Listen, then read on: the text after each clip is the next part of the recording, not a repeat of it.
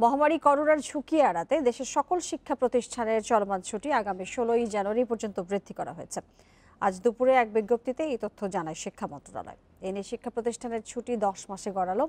বাংলাদেশে গত 8 মার্চ প্রথম করোনা রোগী শনাক্তের পর 17 মার্চ থেকে সব শিক্ষা প্রতিষ্ঠান বন্ধ ঘোষণা করা হয়। কয়েক ধাপে বাড়ানোর পর সেই ছুটি এবার জানুয়ারি পর্যন্ত বাড়ল। শিক্ষা প্রতিষ্ঠান বন্ধের মধ্যেও প্রাথমিক এবং মাধ্যমিক স্তরে টেলিভিশনের মাধ্যমে শ্রেণী পাঠদান সম্প্রচার করা হচ্ছে।